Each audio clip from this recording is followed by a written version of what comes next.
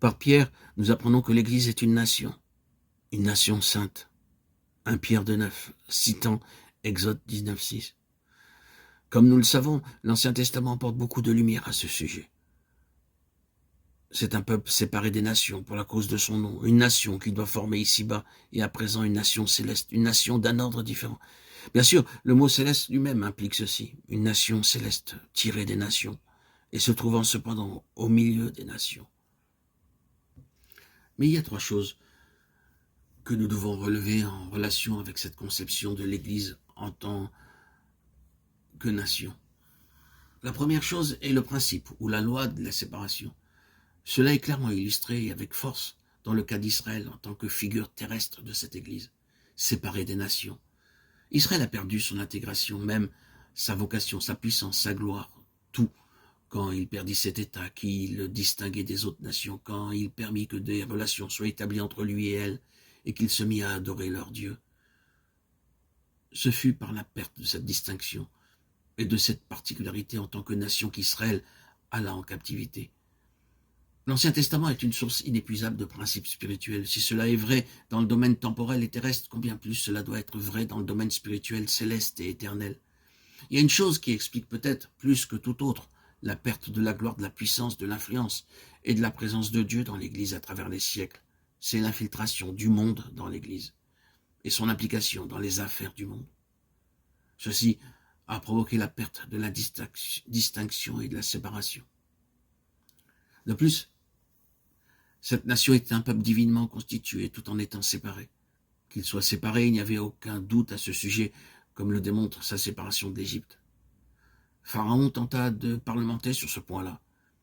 Il suggéra qu'il laisse un petit quelque chose derrière, un petit attachement. Non, dit le Seigneur par l'intermédiaire de Moïse, il n'en restera pas un ongle. Exode 10, 24, 26.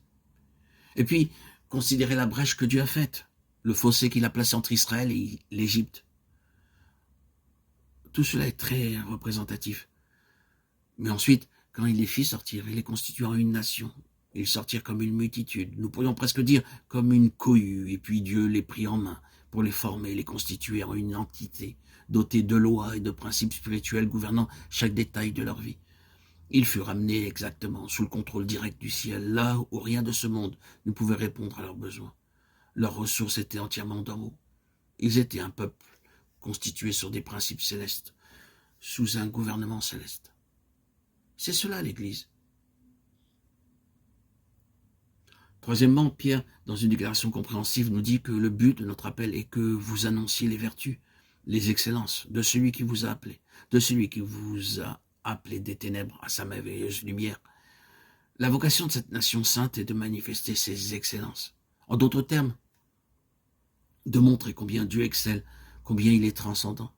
C'est là la vocation d'Israël. Et si cela fut vrai de façon limitée et terrestre en ce qui le concernait, combien plus cela est vrai de l'Église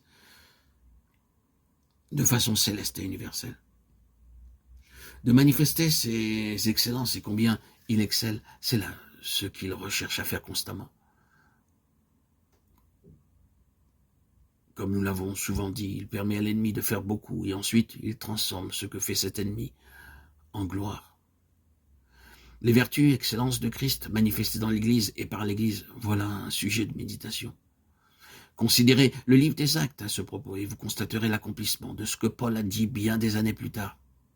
Or, frères, je veux que vous sachiez que les circonstances par lesquelles je passe sont plutôt arrivées pour l'avancement de l'Évangile. Philippiens 1,12.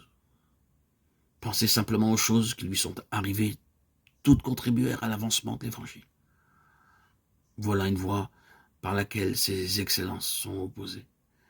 Si les anges observent ces choses, très certainement ils couvrent leur face et leurs pieds dans l'adoration, alors qu'ils considèrent la grâce de Dieu se déployant envers les serviteurs et les enfants de Dieu qui se trouvent dans les souffrances.